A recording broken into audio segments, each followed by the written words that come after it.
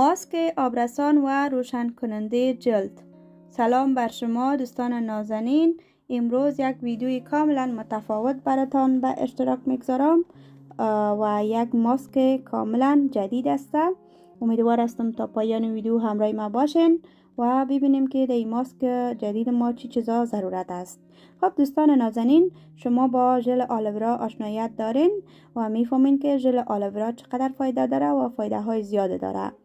برخصوص در صورت و موی، دست، اینا خیلی فایده داره. شما حتما از این ماسک استفاده کنین، حتما تیار کنین و استفاده کنین ازش. خب یک قاشق خرد ژل آلوورا ضرورت است.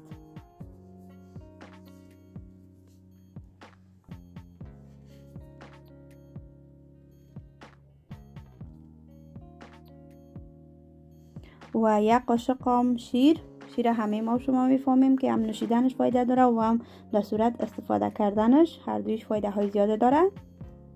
خب این دو مواد با هم مخلوط میکنیم. شما دیدین دوستان نازنین که چینایی‌ها چقدر پوست ظریف دارن و سفید دارن و پوستایشان هیچ لکه نداره.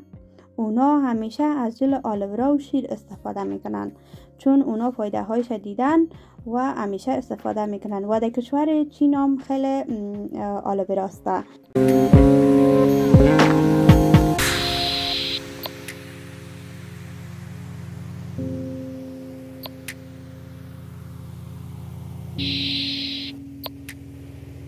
اگر شما در دسترس دارین، اگر میتونین، فروشگاه نزدیکتان است و فروشگاهی که ژل آلوورا داره بوتایش، منظورم از بوتایش است، اونا رو خریداری کنین و ژلش بکشین، خودتان بگیرین و ماسک آماده کنین. اگر قسم در دسترس ندارین، میتونین از این ژلای آمادهش خریداری کنین.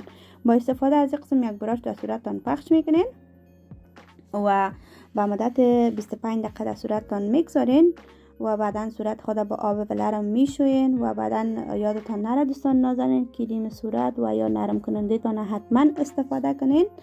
دوستان نازنین، خب این ماسک میتونین شما 2 هفته دوامدار استفاده کنین و بعدا نتیجهش 80% در صورتتان خواهد دیدین که نتیجهش چقدر خوب است و چقدر صورتتان پوستایتان آبرسانی کرده و مقبول کرده، سفید کرده.